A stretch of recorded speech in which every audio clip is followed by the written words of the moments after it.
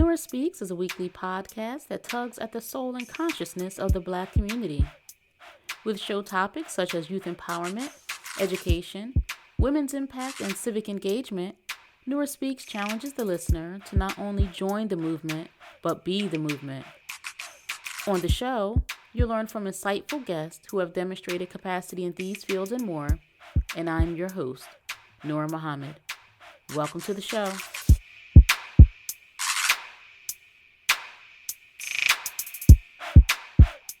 Welcome to another episode of the Nurah Speaks Podcast, and I'm your host, Nurah Muhammad, and I'm very excited to have a very special guest with us this week. She's special to me, and after listening to this episode, I know that she'll be special to you. This week's guest is Angela R. Lewis. She's an author, she's a speaker, she's a former professional basketball player, and a championship coach. She's a leader and an amazing woman. Welcome to the show, Angela. Thank you for having me. I'm so happy to reconnect and to chat with you today. Yeah, before we went live, I was sharing with you the two women that I'm grateful to who I believe are responsible for me meeting you. And I'm trying to remember the year. I think it was 2014, somewhere around that time. And at that time, I was working with the youth in the city of Camden. And the mayor, the former mayor, Dana Red, she had taken a major interest in the development and the leadership development of our young people in the city. You know, Camden is a city that is impacted by so many disparities, unfortunately. And so she took an interest in the youth, and I was given the opportunity to facilitate some of the youth development programs in the city of Camden. And it came across Mayor Red's desk that Christy Griffith of the Equal Justice Initiative was having a youth conference in St. Louis, and they needed someone to chaperone. So I was fortunate to chaperone 3 high school students from Camden to St. Louis. And at that time, it was after the unfortunate killing of Mike Brown. And it was a very intense time in the country, and it was definitely an intense time there in the St. Louis area. And I'm just happy to have met you at that time. So I am grateful to those women for their leadership. I got to meet you and see you in your leadership capacity, working and speaking with the young people at the conference. And I purchased your book, The Game-Changing Assist, and I've just been a fan ever since. So I'm really excited. I'm grateful to those women, and I'm grateful for you being here today. Yes, they're amazing, and it's critical that we continue to gather young people now virtually, because we can't get together in the ways that we did before, but it's very important work that is never ending. Right. And so, Angela, I know you've done hundreds of interviews, I'm sure, and people ask you to talk about your background. And something that I think is particularly interesting is that at 10 years old, you were 5'8" in the 5th grade. And at 12, you were 6'1". It's incredible. Yes. Yeah.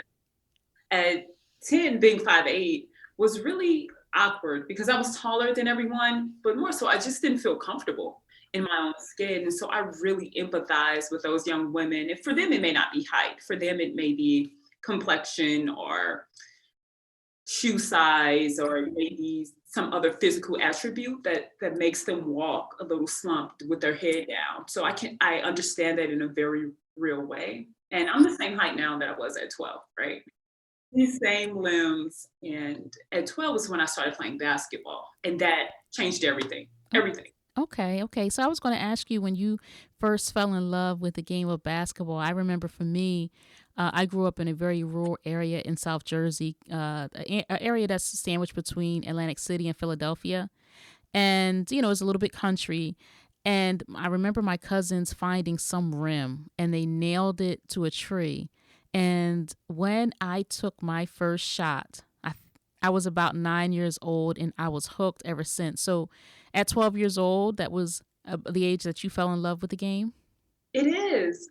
I just felt comfortable. And I'm still the same way. Like, I am still that 12-year-old girl. When I step in between the lines, I am at home. And it doesn't matter where I am in the world. Like, in between any lines or a basket connected to a tree, I'm always at home. And it's funny you say that about living in a rural area because my favorite drives are through rural parts of the country because you find the best basketball hoops. Like they are the coolest hoops in the most unexpected places. Yes, yes. I gotta say, I'm so grateful. Basketball, it was really, if I'm honest, it was the first time that I really felt confident, where Mhm. I grew up, it was a mostly Caucasian town. Most of the other students I went to school with, most of them were Caucasians. They weren't built like me. And, there was an insecurity, there you talk about the insecurity that young women go through, when there's something Mhm. different. So not only was I not the same complexion, I didn't have the same build, and so just feeling out of sorts, never at home or at peace. But the minute I got a basketball in my hands, it changed everything. So, with that, Angela, talk to us about how you grew up. Let us know, about your family, your brothers, and, the initial stages of your journey. So I grew up in the city of St. Louis, in the mid 90s, and we had a very loving family. I was blessed with very loving, hardworking Mm. parents who were incredibly supportive. And my brothers played ball, and it was the three of us in the house. We have additional siblings who, one of our older brothers would come over and we play in the backyard. So it was the thing that you did because we were the ones in the neighborhood with the hoops. So we were the house that everyone came to play. And that was our safe space. And one day I was walking out of Blockbuster Video, and this guy who was a coach of a girls' team came up to me and said, "Hey, do you play? Do you want to play on our team?" I said, "Of course. I want to play. Like I can play." I get there, Nurah. I cannot play. These girls run with two legs behind the back, doing no look passes. At 12, they've been playing forever. And I wasn't very good because I hadn't run up and down the court. Like I'd only played in the backyard. So running up and down the court is a different kind of fitness than the backyard. So long story short, the game found me and I was really blessed to go on and get a full athletic scholarship to St. Louis University. I played professionally in Germany. I've coached basketball at every level, from my niece's fifth grade team to Division One to a professional team in St. Louis. And so I'm just thankful for all of the people I've met and the way the game has literally opened up the world for me. Yes, how wonderful. So now you're working with young women, helping them find their voice, find their game, find their place. And I really like how you use analogies, or you use the game as an analogy to help them cope with life. I really believe that coaches have this unique ability to connect with players, but then also to teach them so much more. And so I started Angela Lewis Basketball, which is private lessons, running camps and clinics, and hosting programming for rec centers and youth clubs. And in that, we use basketball kind of as the hook to teach skills, but we're always balancing between basketball skills and life skills. And then for those kiddos who already have programs that they're with on the court, we still have opportunities for them to get the life skill development through books like The Game Changing Assist, another book, Post Moves, that talks about the transition from college to life, and then a new program that just launched, which is Ignite Her Game. It's an online academy where we have courses that really help parents, coaches, and players understand how to help young women lead lives that they love, that are healthy, that are confident and courageous. Oh my goodness, that's wonderful. Okay. So let's take that one at a time. The Game Changing Assist. I love the book. I think I read it probably overnight. It's a really quick read, it's a great read, and it's so instrumental. And I like the 6 V's that you lay out in the book, their vision, voice, values, valleys, victory, and volunteer. So let's break that down. And the reason why I think it's important, I want to kind of pause here, is because your book is practical advice. And a lot of us working with young people in different capacities, but you do such a great job of meshing the game with life. And, a young lady or a young person, I mean, this book would even be okay for boys, is that, yeah, I'm on the court, I'm playing a game, I'm working on my skills, I'm listening to my coaches, but these skills and this experience transfers into every other part of my lived experience. So I just think that's phenomenal. So talk to us about that.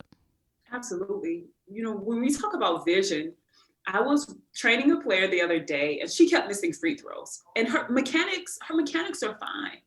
And she kept missing and kept missing. I said, stop for a second. I need you to visualize yourself making 10 free throws. So we literally Mm, stopped the workout.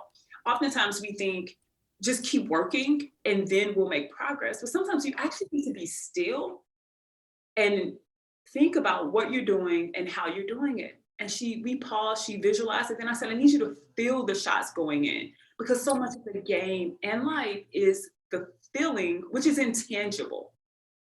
And of course, you know what happens. She makes them. She ends up just knocking them down. And I said, well, what was the difference? And she said, well, I just stepped up confidently because I'd already seen myself do it.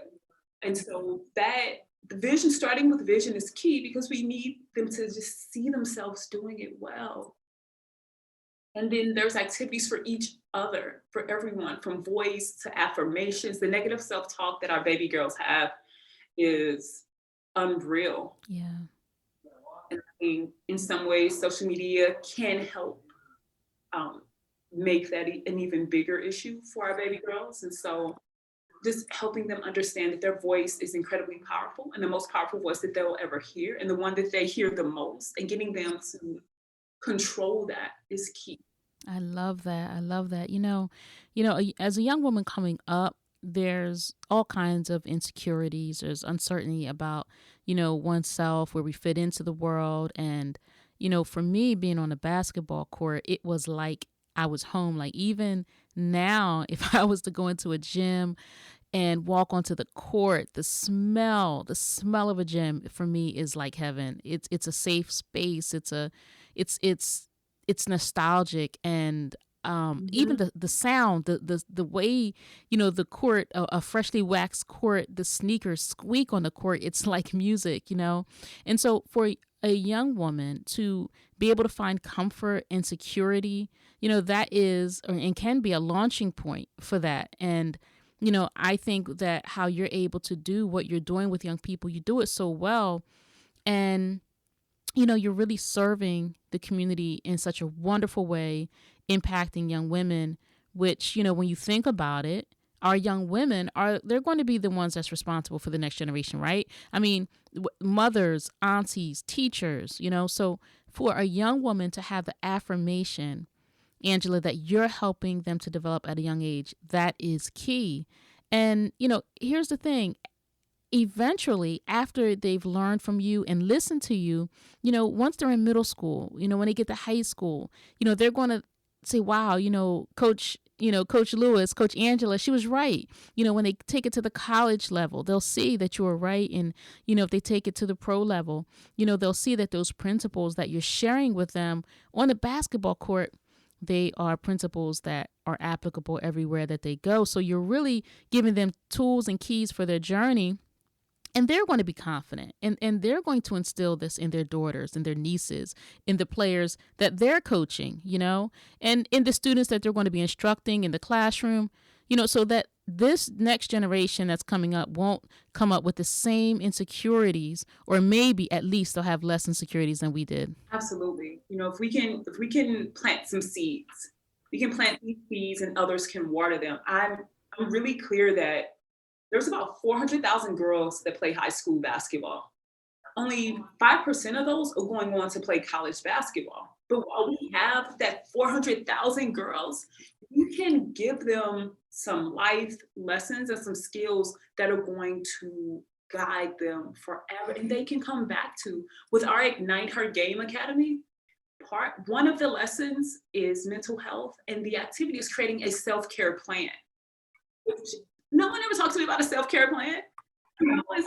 It's just becoming into our common discourse around the need for self-care. But imagine if I'm a parent and I sign my daughter up for Ignite Her Game Academy, part of what she does is a self-care plan, and then we both have it. Then I can see when something's off and we can refer back and say, oh, well, have you worked out? Are you eating healthy? Like, here are the things you said you're going to do to take care of yourself, and I can help you with that. Game changer. So one of the things I wanted to ask you is, what are some things that parents don't know about their student athletes that they should know? Now, certainly exercise, and you have Ignite Your Game Academy that's going to help them uncover some of that. But for those of the young people who, may be heading off to college, who may not have the opportunity to engage in the academy, what are some things that parents probably don't know about their student athletes that they should know?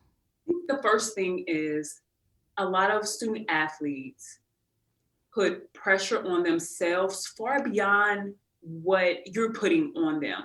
So, for example, there are girls who are playing, and then we have parents like getting on them about it.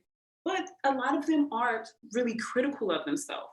And so instead of focusing on what they don't do well Yeah. and trying to fix that 90% of the time, we need to look at them and say, all right, you're great at rebounding. So you don't need to be the scorer on the team. Your team needs you to be a rebounder. So go out and rebound because it's what you do well. We often look at it from a deficit model opposed to a strengths model. So that's the first thing. Let's figure out what they do well and help them bump that up. The second thing I would say that parents don't know is that players are going to change. Their bodies are changing so much that growth takes time, right? As a coach, I show them a skill. It may take 2 years. If your daughter's 12 and she's playing ball, it may take 2 years before she actually understands what a 2-3 zone is. But we have to provide that space. And I know parents are investing a lot of money. Youth sports is a $17 billion industry. I know they're paying thousands of dollars and you want them to get it. But to be a good player, actually give your kid 3 years before they get it. So you can't expect it too soon. And if you push, a lot of girls drop out twice the rate of boys by the time they're 13. Now, that's incredible. So let me ask you, along those lines, how are girls different in their approach to the game than you find with boys? And is there, what is the significant difference that you're seeing? There are. It's a very significant difference. So currently I'm running a basketball program, 6-week program for this rec center. And because it's a rec center, it has to be co-ed. So it's okay. So I have boys and girls in the same gym. And I am blown away. The boys are innately more competitive. By and large, the little girls I see who have older brothers. So we have a couple kids whose brothers are in the program, and the sister is as well. These little girls are more competitive naturally than the other little girls who aren't. Two, the girls need to talk. There are a lot of dads coaching girls teams. There are so many dads who come in the gym. And so what I always encourage dads to do is to get down at eye level to talk to your daughter. Okay. The last thing, especially little girls, need is someone looking down and them pointing, talking. You get 15 little girls, just get down there, get eye level with them, have a conversation. The second thing is listen to the girls want to talk. If we could sit and talk all day, there are a handful of girls who would do that with me. And so you have to provide an opportunity to hear their voices and to validate their ideas, because they're going to second guess their ideas on their own, right? Anyway, so letting them know that their voices are important is key. Those are things that are really different. Those two things are pretty different with girls and boys. The competitive and the need to express themselves verbally. Okay. Well, I mean, that's such a simple thing, right? Just getting down on a knee when you're talking to the girls. Let's get down there, look at baby girl in the eye. Yes. Okay. I love that. Let's talk about post moves. Yes, post moves. I love that title, but by the way, I think that is so clever. Thank you. It's the female athlete's guide to dominate life after college. So this book is specifically for girls who are athletes who are in college. They don't have to play basketball. So I interviewed 15 women who played college sports at different levels. And they're all professionals. And we talked about leadership, self-care, what they wish they would have known, how they transitioned. And I interviewed a few women who actually were international students. So there's a part of the book that's in Spanish. So there were soccer players who played in the US. So a couple of things that was interesting. One woman worked with a temp agency when she graduated from college. Not work, she went to a temp agency to find a job because she wanted to get experience in different industries. So she didn't know what she was going to do, like so many of us. So she went with a temp agency and then was able to chart her path from there. So Post is all about providing mentors. Yes, I think that is so unique. I've never thought about that. We go to college, sometimes we change our major 2 or 3 times. I know I changed my major when I was in school, and we come out and we're like, wait, what exactly am I supposed to be doing? And I think that is such a nice idea. That's very clever. Thank you. And I realized I didn't have all the answers because Lord knows I had a very unorthodox path. It kind of went like this and then in the circle. And so I started talking to them, and it's amazing what people have done. But the key is mentors. When we talk about kids from our community, access makes a difference.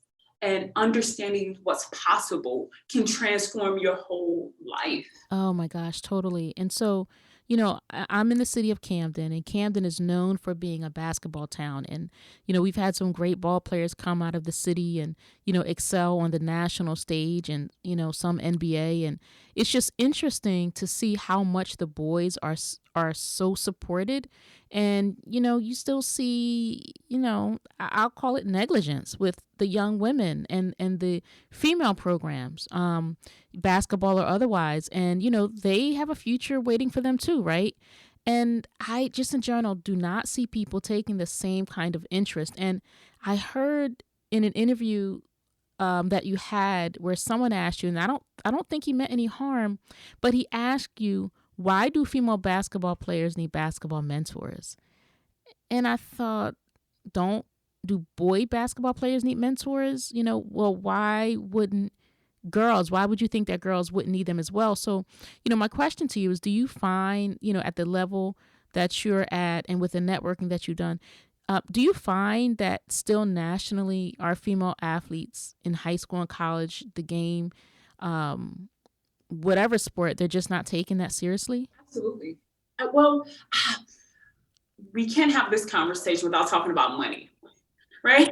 So, so taking these, are they taking women's athletics seriously is kind of like asking, do fans show up? No, fans don't. There aren't nearly as many fans that show up. Well, right now there aren't fans for anybody because of the pandemic. But the game is just different. It's such a different game. Do the girls take it seriously? Yes. Do the coaches? Absolutely. But the media, well, if it's not profitable, they're not going to do it, and that's their business. So I think that there's been a lot of gains made with the WNBA and increasing the minimum salary. That's huge. That's huge. But there's only 144 players in the WNBA. It's a very small league compared to the total number of young women who play basketball. But those are tremendous gains to see. And so I think the more people support, the more that the game will continue to receive notoriety. I agree. And I think it really should be coming organically from the community, because these young women, they're going to be mothers, they're going to be teachers, they're going to be leaders of major corporations, and sports helps develop people, So I think that we should, as a community, we should think about investing in our student athletes who are young women and not leaving them out.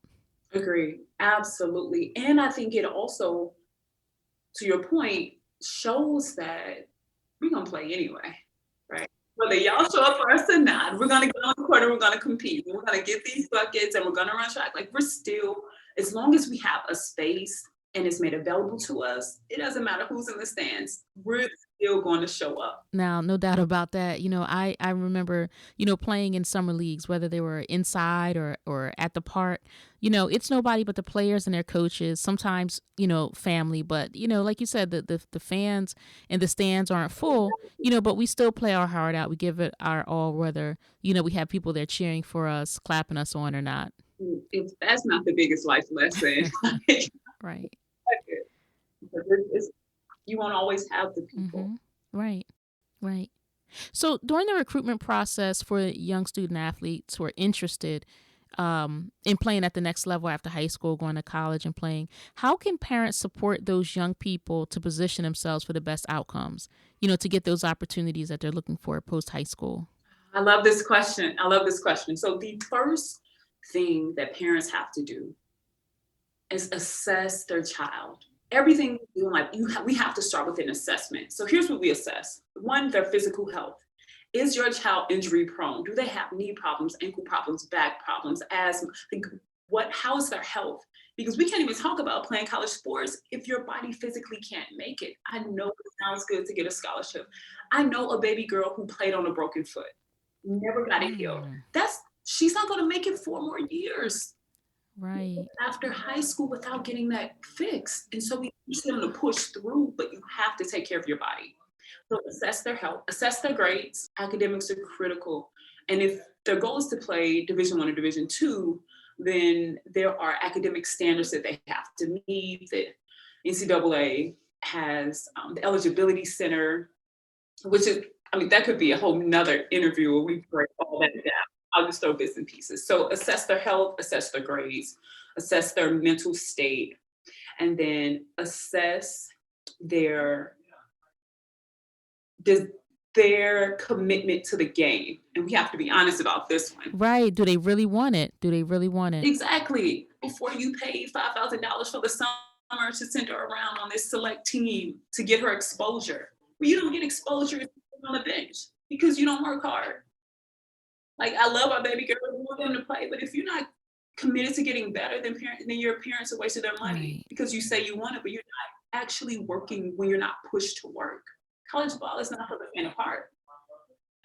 So that's the first piece. You assess all of that, and then we move on to the plan. Then you put a plan in place, and that plan is based on. So if she has a back problem, maybe you take her to a chiropractor. You know, if her grades aren't well, maybe you get a tutor. If is committed to the game, then maybe you get her a trainer, or get her a strength conditioning program because her body needs to be bigger, stronger, faster. Yeah. Yeah, because I was going to ask you, what do the student athletes need to do to prepare? Because college is a different intensity. It is a totally different pace.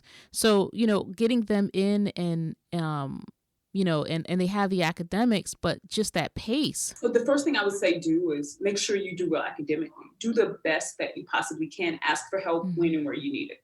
If you know algebra is tough, you're going to need that algebra and geometry and algebra 2 and possibly, the next levels. So let's get that chopped out. Like, let's get that taken care of at the start. And then to prepare your body, be in the best shape that you can. Everyone doesn't have money for a strength conditioning coach. Every parent doesn't have money for a trainer to train their kid, but every kid can go run. Like, go. And most people have access to the internet. If you don't, there's a library. Like, we research body weight lifts, so they can do push-ups, which will help you. You can do squats, you can do lunges. You don't need a bunch of weights. You can use your body to help you prepare. Mm. I mean, this is just so excellent. You're giving families a total comprehensive plan. You have the academics, the athletics, the health, everything. And Absolutely. so I'm sure that even the family dynamics play a factor. A child going away to college to play ball, going away, or they're playing ball locally, or maybe they're at the county level. All of those things are considered. Absolutely. Hmm. Family matters for a lot of kids, and they don't necessarily want to go far away. I stayed close to home. I knew that my parents wouldn't be able to come and see me play far away, and that was important to me. Hmm. So I wanted to stay close for that reason. But for kids who want to go far, then there are options there. And I'm glad you brought that up.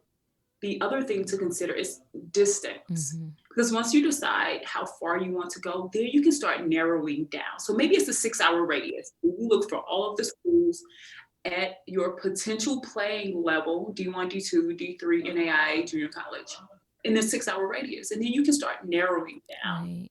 once you've gotten clear about that. Okay. So, how are coaches receiving this, the coaches of your high school athletes? And what is it that they can do or need to know to help these young people prepare for next level? Very thankful. These are conversations we've been having very informally over the years. And I've just been taking notes. I literally have a notepad in my phone of questions that players have asked. And the goal is to help answer those. Because we know if one kiddo has them, there's more who has them. And so I'm grateful to be able to create more than basketball for them because they deserve more. They're putting like all this time and energy and effort into making sure their kids get there. And I mean, the collective, we have missed out on helping them in ways that we know we can. For coaches, take 1 hour a week and not play ball. Take 1 hour a week out of practice and let's talk about mental health. Take 1 hour a week out of practice and talk about active listening. Because if we can help them learn how to listen, then it's going to help the rest of their life. Listening is a skill. It is not innate. Talking is not. Listening is not. Take 1 hour per week and talk to them about global citizenship. The world is bigger than the United States. There are only 330 million people here. It's 7 billion on the earth, maybe more, probably more, because we haven't counted everybody. So we're a small piece of this entire world, but the sports are played all over the earth. Right? Take an hour a week and talk about global citizenship. Take an hour. This is the whole program, right? Take an hour a week and talk about negotiation skills and communicating effectively. Just 1 hour. And talk about gratitude. Have them baby girls write thank you notes. Cultivate those skills in them, and then we set them up for life. Because I'm gonna tell you what, you take an hour a week, I know coaches feel like they're gonna miss out on them learning that 2-3 zone. They haven't gotten it this far. That 1 hour that we don't work on the 2-3 zone, they'll be fine. They probably need a break from it anyway. Right. Oh my gosh. I wish I had this coming up. And, there's that saying that if it wasn't there for you, then put it in place for someone else. And, you're doing that. And you're doing it so well. So how has this work that you've been doing, how has it impacted you? It's ongoing, right? So how is this impacting you on a daily basis, working with these young people and just making a major impact in their lives and in their families? It keeps me up at night. It excites me. It's so necessary. I want to give them, like you said, what I didn't have, and a lot of what I had from playing overseas, from meeting athletes from all over the world and different leadership groups that I'm in.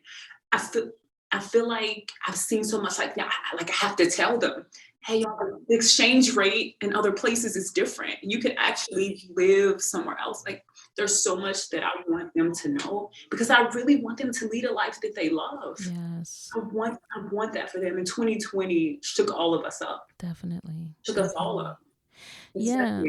So how are you finding that this pandemic is impacting the players? I know where I live, the governor shut down high school sports, indoor sports, and my younger son, who is a senior, he's missing out on track and field, and definitely, there's no wrestling. And I know his track team, they've been doing some Zoom workouts, but who knows what's going to happen in the spring, So what's happening out there in the St. Louis area? It's tough mentally.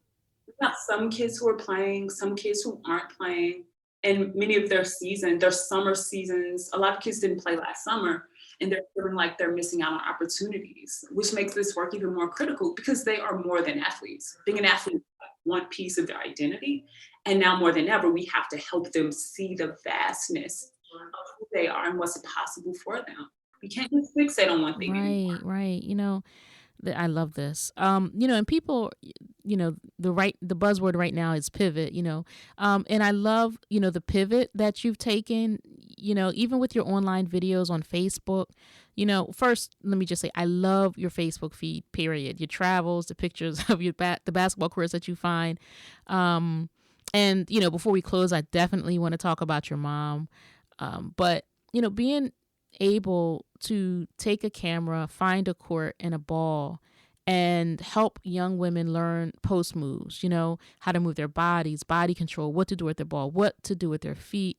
I really like that you're still able to virtually support, these, young athletes. You might not be able to see them in person or have the same kind of person-to-person interaction, but this is incredible what you're doing online. Definitely missed out on the in-person interaction in 2020, and thank you for that. The cool thing was we were able to bring girls from different parts of the country together, these workouts, and honestly, Nurah, like the best part was afterwards.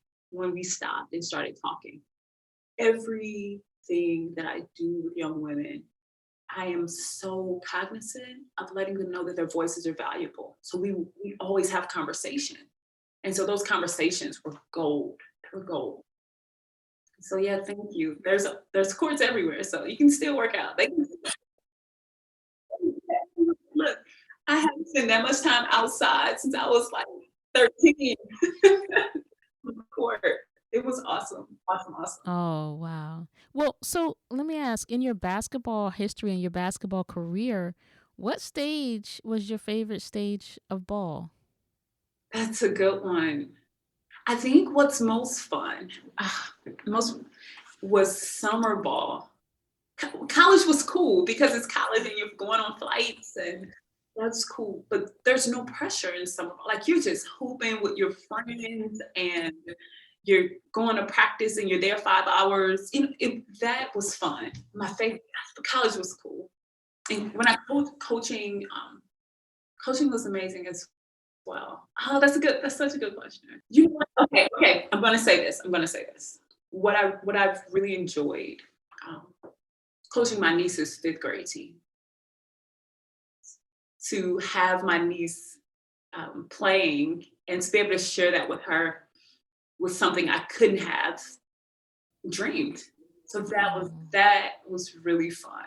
Oh, that is so wonderful. Yeah, I heard from my godson. I don't think either of my sons know this, but neither one of them chose basketball. I hear it's because I won a state championship and they didn't want to go on the court and embarrass themselves, you know? So they stayed away from basketball. But I would love to have seen them, on the basketball court. But, for them, it was track and wrestling. But I think that they probably could have been great. State titles are hard to come by. Congrats. Thank you. Thank you. So, Angela, I got to tell you, this has been a really fun interview. I'm grateful that I have a partner in the field of impacting young people like you, someone who's so dedicated. And I love how you're integrating sports into life. I love the conversations that you have with your mom, on Facebook, the videos that you post. And I'll tell you, your mother shared some really, really amazing things in all of the videos that you did with her. But there's one in particular, a video where she was talking about sharecropping and what that was like, the journey for her family, making sure children were educated, having a plantation owner not care about the children's education, finding another plantation owner who did care about the children getting an education. So, I guess, this may be an obvious question. What made you bring your mother, number one, what made you interview your mother in that way? And two, does she like being a social media star? And three, when can we get more content? I really, really enjoyed those conversations that you had. Oh, okay. So mom loves it. She loves talking to people. She absolutely loves it. What made me turn on the camera is George Floyd Mm, was murdered. yeah. And we started having conversations that we always have. So since we were little, our mom talked to us about what her experiences were like, and we didn't get it. Of course, we were little, but we've always talked about it. And then George Floyd's murder and Amir Aubrey. I mean, so much happened. There were protests, and we were sitting on the porch one day, and just turned. I was like, why don't we just turn on the camera? And we did. And then everyone's feedback was amazing. So we went out to the park one day and turn on the camera again. But mom doesn't always like being in front of the camera. Now she feels like, oh, she needs to like do it up to get in front of the camera. But I recorded, audio recorded a lot of conversations with her that I just haven't made public yet. But we've talked for, I probably have 10 to 15 hours of conversation. But I'll let her know she has been requested. And it was warmer, so we could be on the porch. And now that it's colder in St. Louis, we won't sit on the porch. But I'll see if she's willing to, sit in the living room and we can turn it on. Yes, please do. Please do. I'll tell you, it was really, really meaningful. And even from the other people's comments that I saw on your Facebook page, I could see how much it meant to them. And, many of us may not know that part of our history.